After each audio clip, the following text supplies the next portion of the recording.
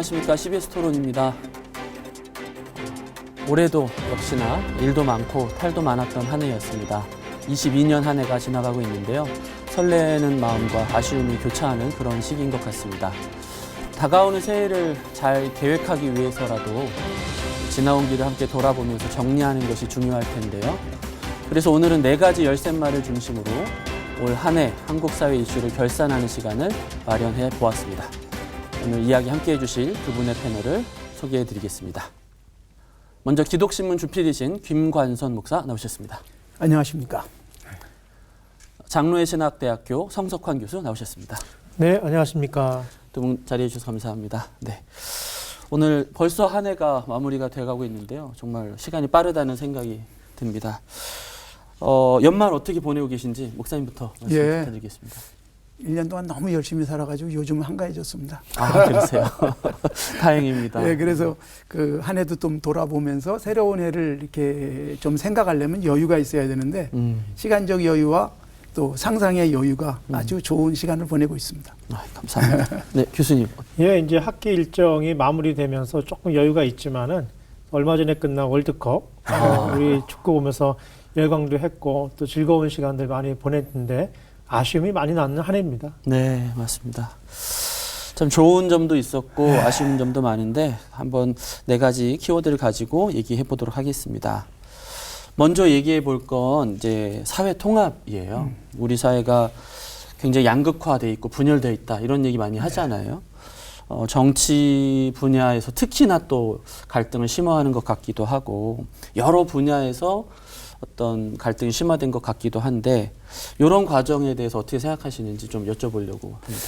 글쎄요, 저는 언제부터인가 우리 사회가 이 양극화라는 게 경제적인 수준의 양극화가 뛰어넘어서 네네. 이제 정치적인 양극화, 그 이제 이런 어떤 프레임에 갇혀버린 모습들이 좀 안타까워요. 근데 심지어 교회가 그런 부분들을 좀 중재할 수 있으면 좋겠는데 교회조차도 프레임에 갇혀버리는, 그러니까 성경적 가치에서 보기보다는 또는 어떤 사안에 따라서 좀 진보적일 수도 있고 보수적일 수도 있을 텐데 이게 뭐 진보면 진보, 보수면 보수 완전히 갈라서잖아요. 네. 남녀 문제만 해도 뭐 82년생 김지영이 나오니까 82년생 김철수도 나오고 그렇죠. 그러면서 계속 부딪히고 있는 모습들이 이걸 누군가가 좀 조화를 해낼 수 있으면 좋겠는데 오히려 조화를 해주는 중재자 역할보다는 갈등을 부추기고 있는 듯한 느낌이 드는데 교회 안에서도 그 아주 뭐 성경을 아무리 가르쳐도 내가 갖고 있는 프레임을 깨려고 하지 않죠. 오히려 이념적인 프레임이 더 그런 강하다. 이념적인 프레임이 성경의 가치보다 더 크다는 걸 사실은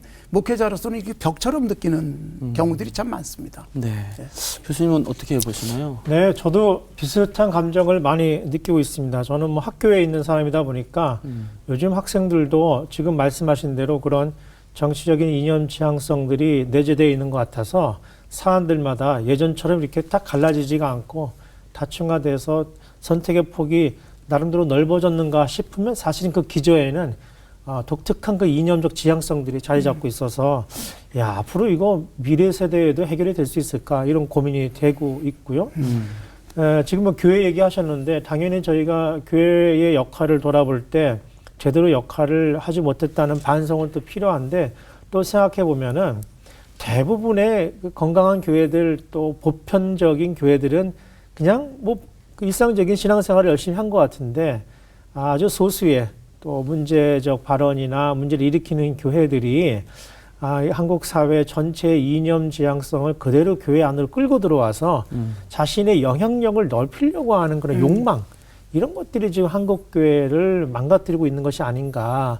그래서 종교가 그 사회 통합의 역할을 하고 화해 조정의 역할을 해야 되는데 이런 문제에 있어서 적절하게 대응하지 못하고 있다.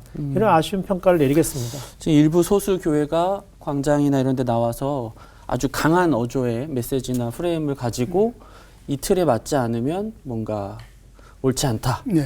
이렇게 해서 이제 양극화를 심화한다라는 뜻인 것 같은데 여기에 대해서 또 비판이 그거를 방치한다. 그대로 그냥 둔다.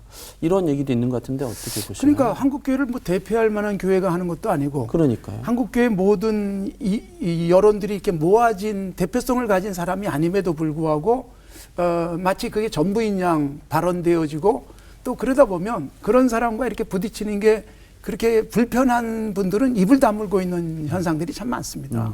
그러니까 사실 교회도 좀 아닌 건 아니다라고 말할 수 있어야 될 텐데 그런 부분에서는 그냥 침묵해버리고 그 다른 사람들이 사실은 바람직하지 않은 사람들이 교회를 대표하는 양 비춰주고 있는 부분은 정말 안타까운 일이다.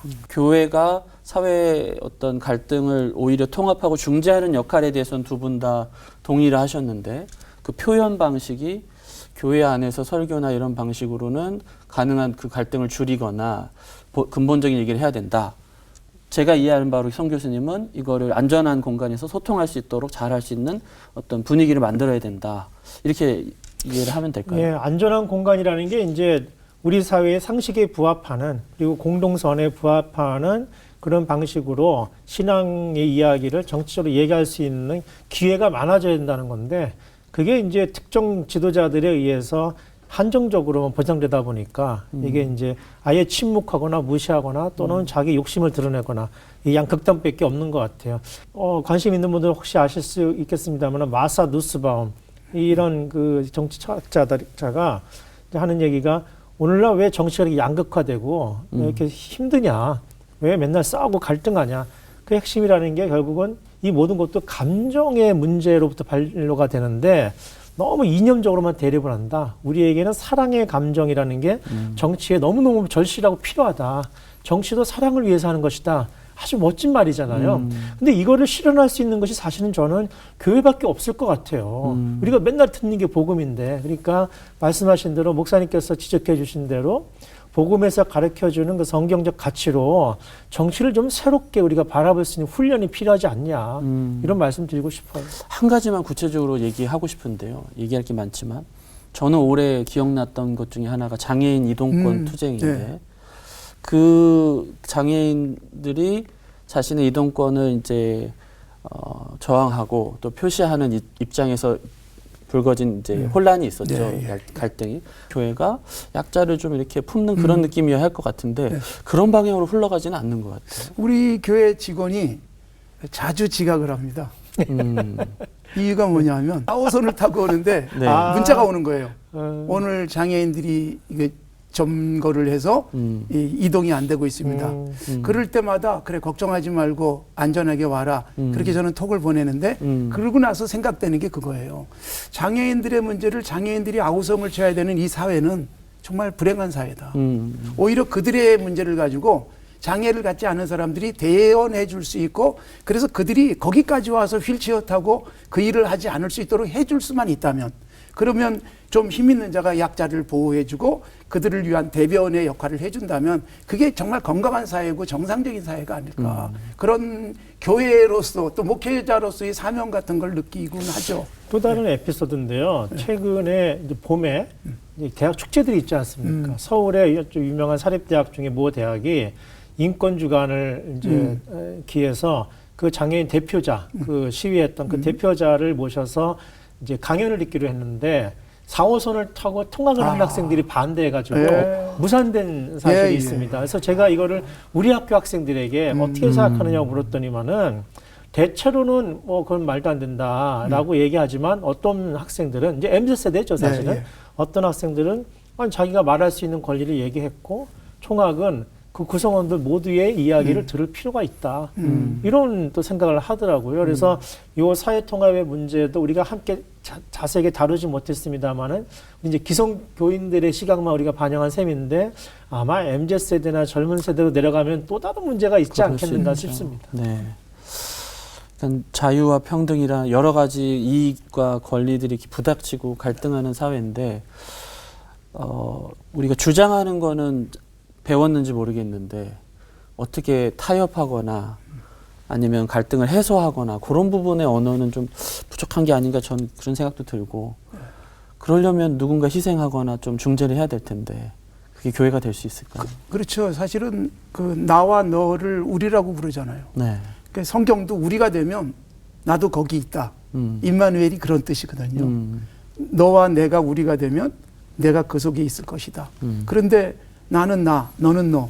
그러니까 이 속에 주님이 안 계시는 거죠. 사실 내가 너와 우리가 되려면 기꺼이 희생하지 않으면, 양보하지 않으면 불가능하거든요.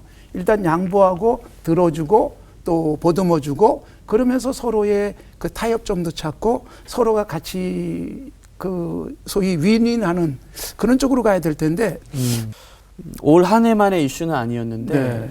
특히나 이제 최근에는 그 폭우라든가 뭐 해일이라든가 이런 기상 위기가 좀 많이 위기가 많았는데 그래서 기후 위기 문제는 이제 뭐 많은 사람들이 공감도 하고 인식하고 있는 문제다 이렇게 생각이 드는데 우리 사회나 정치권을 보시거나 아니면 교회가 이 문제에 대해서 지금 어느 시점까지 왔는지 한번 되짚어봤으면 좋겠다 싶거든요. 예. 어떻게 보시나요? 사실 저는 기후 위기 그리고 이제 자연 파괴 이런 것들을 보면 사실 영국으로 거슬러 올라가고 싶은데 산업혁명, 증기기관들의 발명 이런 것들이 굉장히 인간을 편안하게 해줬는지 모르지만 그것 때문에 템즈강이 완전히 죽었었거든요.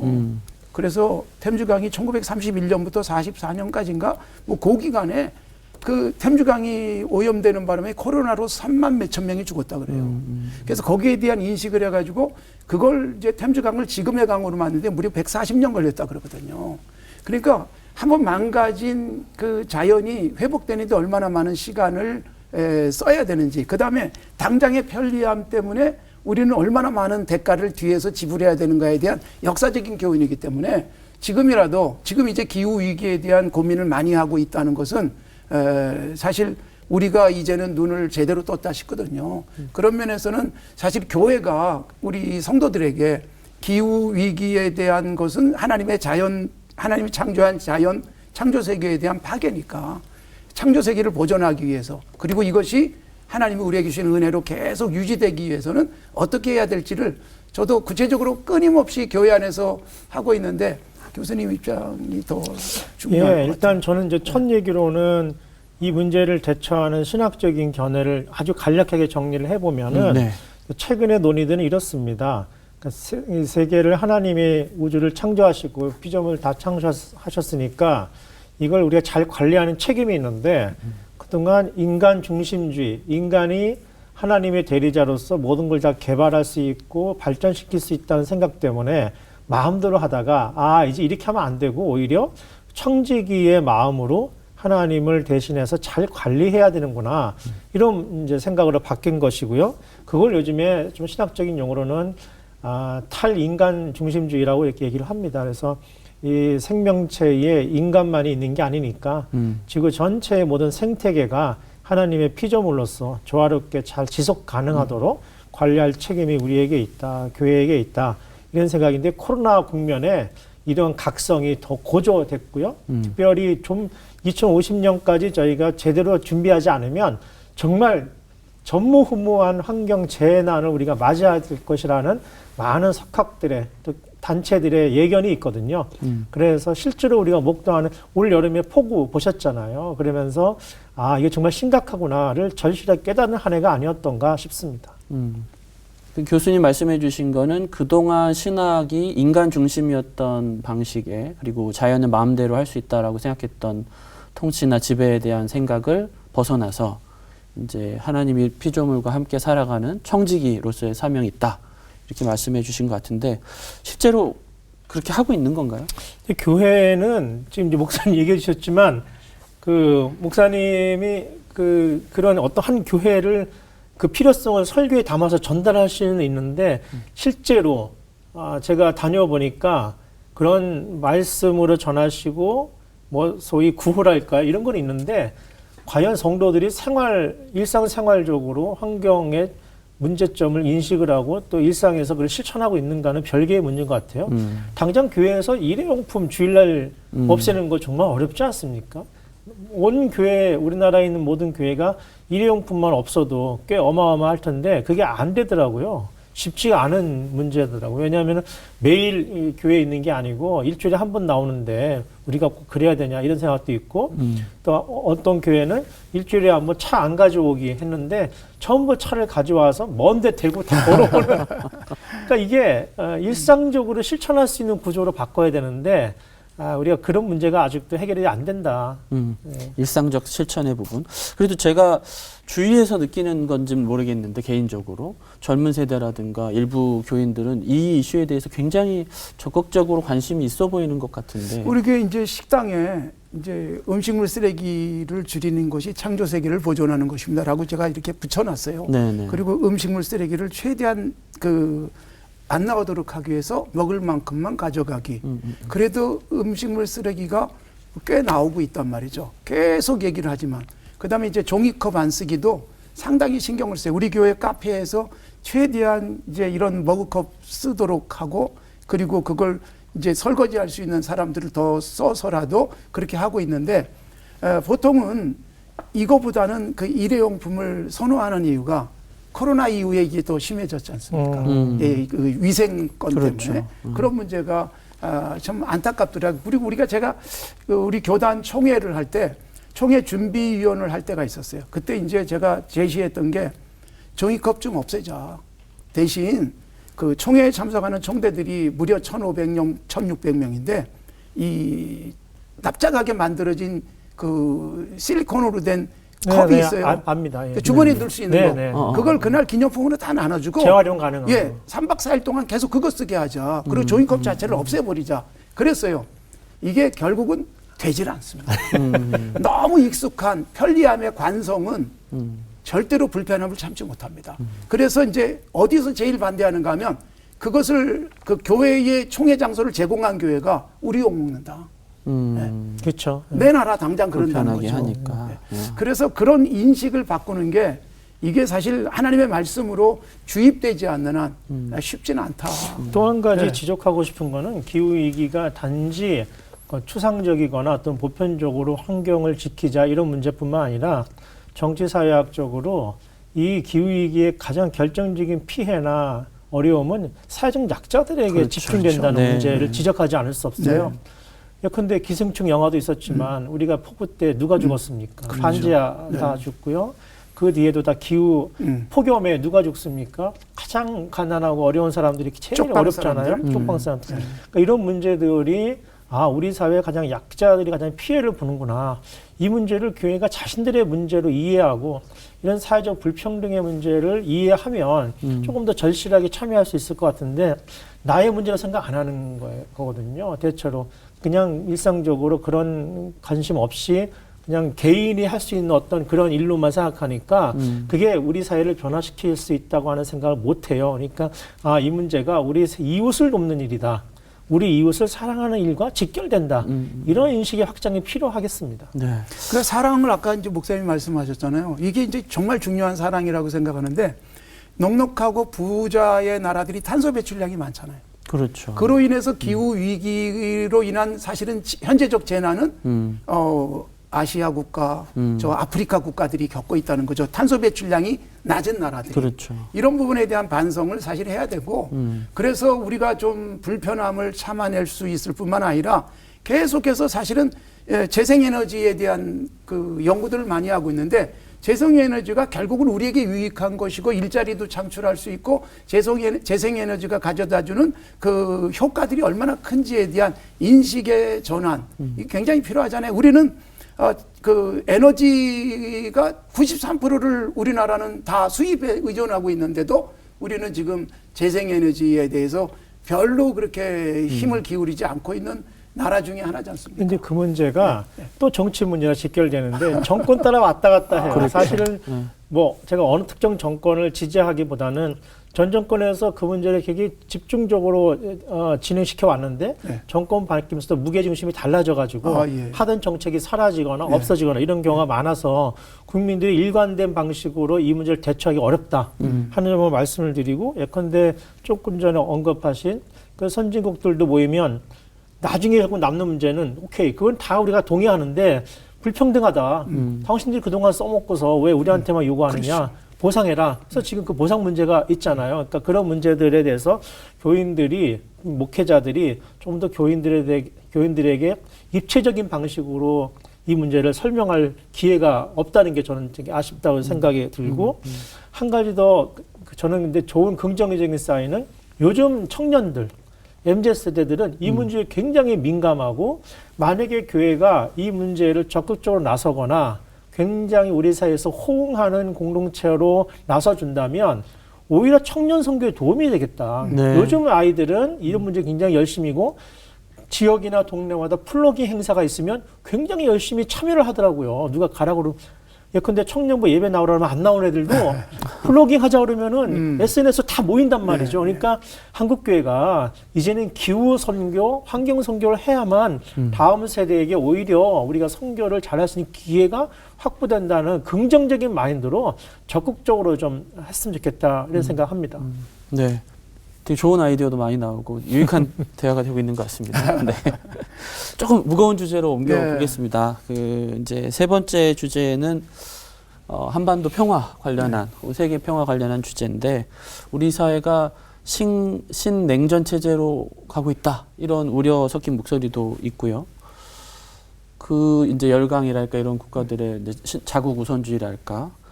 최근에는 이제 2022년이죠. 러시아와 우크라이나의 이제 전쟁도 있었고 이런 부분이 이제 군사적 긴장을 높이는 거 아니냐 이렇게 우려를 하고 있는데 올 한 해 어떻게 보셨나요? 저는 이제 걱정스러운 게 지금 신냉전 시대라는 게 뭐 우리 남북뿐만이 아니라는 거죠. 이미 미국, 중국, 러시아, 뭐 일본 이 강대국들이 이미 그런 자국 이기주의적인 태도가 결국 충돌하고 있지 않습니까?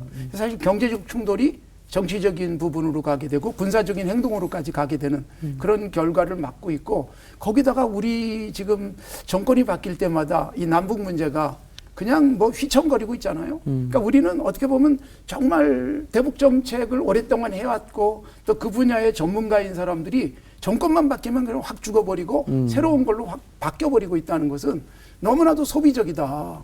오랫동안 축적해온 그 대북 그 어떤 그 노하우들 또 우리가 꾸준히 지향하고 가야 될 그런 정책들이 이게 정권이 바뀐과 함께 바뀌는 것. 뭐 바이든 정부가 들어서고 나자 파리 협약 다시 재가입하고 뭐 그랬던 것처럼 우리나라도 사실 그 남북 문제가 가장 우리에게 심각한 문제인데 왜 우리는 미국이나 중국, 러시아나 일본의 영향력 속에서 우리가 독자적으로 정말 제대로 된 대북 정책을 유지를 못할까? 이게 정말 좀 아쉬워요. 그래서 우리 교인들에게 이걸 계속 강조하고 있는데 우리 교인들도 성경적 입장에서의 대북관이라든가 또 남북 화해에 대한 이야기를 해도 교인들은 어느새 프레임에 갇혀 있어요. 성경적으로 좀 보자, 북한을.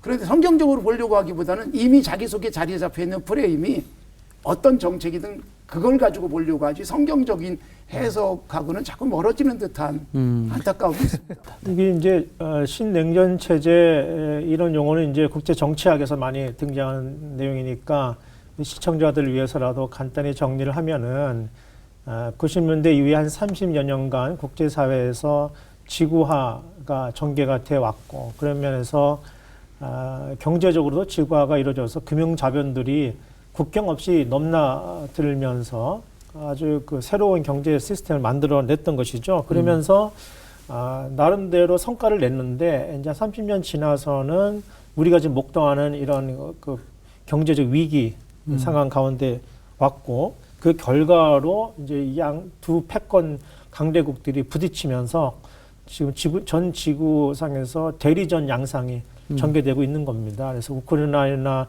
전쟁도 사실은 러시아와 미국의 대리전이라고도 볼 수가 있겠고요. 그다음에 우리가 전쟁을 치른 나라 아닙니까? 그때도 사실은 두 양대 세력의 냉전 세력들의 대리전을 한반도에서 치러내게 된 거 아니겠습니까? 또 이런 일은 없어야 될 텐데 제가 우려하는 것은 이렇게 가다가는 사실은 우리 주변 강대국들이 우리가 이렇게 냉전 체제로 급속하게 빨려 들어간 것에 대해서 반대할 이유가 없는 일이에요. 왜냐하면 자신들은 손해볼 게 없잖아요. 그러니까 우리는 굉장히 지혜롭게 외교를 해야 되는 나라고 그걸 우리가 속칭 그 지정학적 위치다 이렇게 얘기하잖아요. 그런 점에서 현재 지구화가 이제 종료되고 신냉전 체제 또는 블록화가 진행되면서 자국의 이익을 위해서 다른 줄 치는데 우리가 특정 세력의 대리인 역할을 하는 것은 부적절하다. 우리가 주체적으로 우리 이익을 추구하면서 어떻게 이 지정학적인 어려움들을 극복할 것인가를 좀 공론화해서 다중지능의 지혜를 좀 모아야 된다. 지금은 너무 그런 그 채널들이 없다. 이런 말씀을 좀 드리고 싶습니다. 국가라는 경계라는 게 정체성이 굉장히 중요하고 이익이나 이런 것, 이해관계를 결정하는데 필수지만 그 경계가 때로는 갈등이나 폭력이 되잖아요. 근데 기독교 신앙을 생각하면 국가라는 경계보다 더 큰 바운더리가 존재하는 건데 아까 성경적이란 말 이런 얘기를 할 때 오히려 방금 말씀하셨던 지구와 세계 시민이라든가 세계 평화를 위한 그런 경계를 넘는 그런 게 더 필요한 게 아닌가 이런 생각이 드는데 한국 사회나 이제 전반적으로 좀 그러지 않은 것 같아서 저는 오히려 좀 이런 시기에 기독교의 역할이 되게 중요한 거 아닌가 이런 느낌을 받거든요. 어떻게 보시나요? 사실 뭐 하나님 나라라고 하는 측면에서 우리가 대북 관계라든가 이런 부분에서도 아까 제가 강조했던 성경적인 네네. 관점들이 네. 사실 점점 희미해져요. 제가 산자님께 부임해가지고 우리 교회가 평양에 있던 교회거든요. 네. 평양에서부터 내려온 교회인데 그러다 보니까 나는 당연히 또 평양, 북한 여기에 대한 그 사실 열정을 갖고서 사역을 해왔는데 굉장히 많은 벽에 부딪혔었어요. 28년 이제 해오면서 한 10년 정도는 그걸 바꾸느라고 굉장히 애를 썼고 한 10년 지나니까 이제 의식들이 바뀌면서 요즘은 기꺼이 또 그 부분에 대해서 꾸준히 지금 남북 관계가 좋지 않은 상태에서도 매년 북한을 위한 헌금을 우리가 하고 있고 지금 뭐 경색돼 있는 관계 상황에서는 낮은 선봉을 통해서라도 계속해서 북한을 놓지는 않고 있거든요.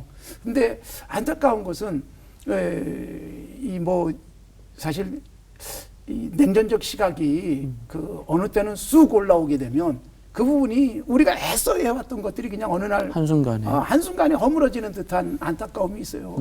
뭐 현장에서는 그렇게 느낍니다. 독일처럼 교회가 정말 앞장서서 이 통일에 대한 저 물꼬를 좀 더 넓게 여셔야 될 것 같아요.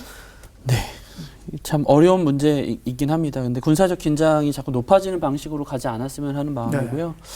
저희 교회, 한국교회가 그걸 위해서 좀 노력했으면 좋겠습니다. 하나만 더 짚고 오늘 토론을 좀 마치려고 하는데요. 올 이제 2022년을 마무리하면서 우리가 언급하지 않을 수 없는 이제 일이 있다면 12구 이태원 참사인 것 같거든요. 158명이 숨졌습니다. 그리고 아직까지도 진상규명이나 책임이나 뭐 이런 것들이 잘 미비한 상황인데 이런 부분에 대해서 교회가 어떤 입장을 좀 가져야 된다고 생각하시는지 이번에 성 교수님 먼저 말씀 부탁드리겠습니다. 아주 이거는 그동안 한국 사회의 재난 대형 참사들이 뭐 반복되어 왔는데 여전히 이런 그 안전 불감증 또 국가가 또 공적인 그 힘을 가진 정부가 이런 문제에 대해서 적절하게 대응하지 못하는 그런 사태들이 반복되고 있는 것 같아서 안타깝다 이런 생각을 하고요. 교회는 우리가 많이 하는 얘기지만 슬픔 당한 사람과 함께 울어주고 아픔을 감싸주는 역할에 충실하게 좀 감당하면서 정부나 또는 사회단체들이 손이 가지 못하는 세심한 곳까지 교회가 좀 손을 내밀었으면 좋겠다 이렇게 생각합니다. 저는 이제 이태원 참사를 보면서 이제 뭐 교수님이 그 말씀은 다 하셨고 교회의 책임으로 무슨 생각을 했는가 하면 이태원에 모였던 14만 명이 넘는 사람들이 누가 모이라고 하지 않았어요. 그래도 모였잖아요. 자발적으로. 교회가 모이라고 그러면 그만큼 모이겠습니까?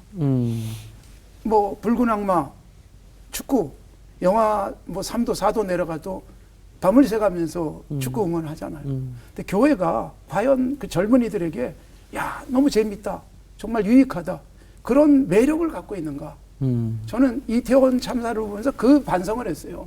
왜 우리는 청년들을 전부 잃어버리고 있는가? 지금 20대의 종교 인구가 22%예요. 그러면 그 중에 기독교 인구는 10%가 안 됩니다. 10분의 1로 줄어버린 상태인데 정말 가슴 아픈 거죠. 젊은이들에게 교회가 주는 좋은 문화, 교회가 제공하는 컨텐츠들이 즐겁고 재미있고 유익하고 미래지향적이고 얼마나 우리 젊은이들이 희망이 없고 앞날이 보이지 않으면 그런 날 모여서 자기들 스트레스를 푸는 쪽으로 쏟아붓고 있을까. 너무 가슴 아픈 거예요, 저는. 네, 참 이 주제는 그래도 최근에 다룬 게 있어서 더 깊게는 다루지 못하지만 좀 속히 진상한 규명이 일어나고 적절한 조치들이 이루어졌으면 좋겠습니다. 끝으로 혹시 이 말씀은 꼭 했으면 좋겠다라던가 뭐 마무리 말씀이 있으면 부탁드리겠습니다. 네, 그 2002년 월드컵 때 우리나라에서 열린 행사지만 하여튼 그 4강까지 가면서 그때 한 학자가 그 세대에 2002년 세대 월드컵 세대에 경험한 그 경험을 전복의 경험이었다 이렇게 평가를 하더라고요. 이 얘기 뭐냐면은 그동안 스포츠나 이런 대규모 행사들이 국가 이데올로기의 선전장이거나 또 이윤을 취하기 위한 기업들의 마케팅장이거나 그랬는데 2002년 월드컵은 그들에게 새로운 경험을 준 전복의 경험이었다 이렇게 평가를 했던 것 같습니다. 저는 한국 교회가 젊은 세대, 특별히 MZ세대들에게 이 암울한 시대에 새로운 전복의 경험을 제공해 줄 수 있는 그런 아주 획기적인 창의적인 공동체가 되었으면 좋겠다. 이런 바람을 꼭 나누고 싶습니다. 네, 고맙습니다. 교회가 이 사회의 저 바닥을 조금 더 내려다보면서 고민을 좀 많이 했으면 좋겠어요. 지금 그 자립 청년들 있잖아요. 18세가 넘어서 보육원에서 나와야 되는 아이들이 3년 한 반 되는 사이에 뭐 통계에 안 잡힌 사람들도 있겠지만 무려 13명이 극단적 선택을 했다는 거예요. 앞길이 깜깜하니까.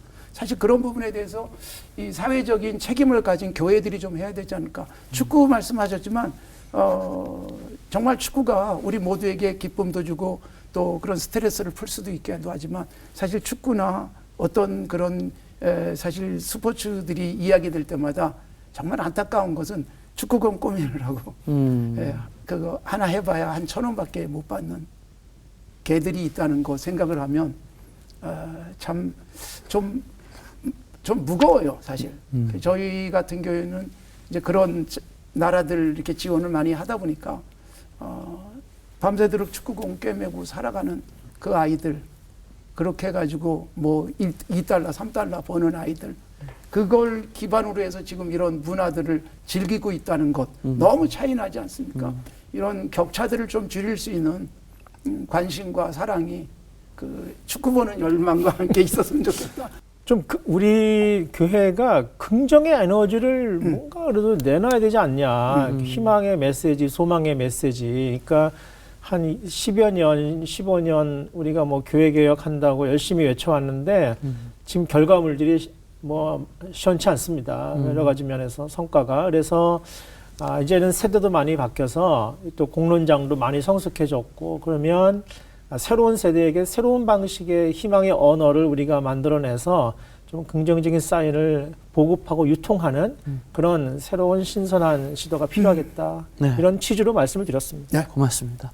오늘 제 말씀 들어보니까 어려움이 있었고요. 재난이나 고통이 있었는데 사회적 안전망이 좀 부족했고 거기서 이제 약자들이나 어떤 불평등의 어떤 부분이 있었는데 교회가 그걸 돌아봐야겠다는 것과 내년에는 조금 더 희망적인 일들이 있기를 바라는 그런 마음들로 요약이 되는 것 같습니다. 오늘 말씀 감사합니다. 감사합니다. 네, 오늘 미처 다루지 못한 이슈가 더 많지만 함께 나눈 이야기가 다사다난했던 한 해를 정리하는데 그래도 조금이나마 도움이 되었기를 바랍니다. 다가오는 새해에는 슬픔과 아쉬움은 잘 갈무리되고 설레고 가슴 따뜻해지는 소식이 더 많아졌으면 좋겠습니다. 오늘 토론은 여기서 마치겠습니다. 시청해 주셔서 고맙습니다.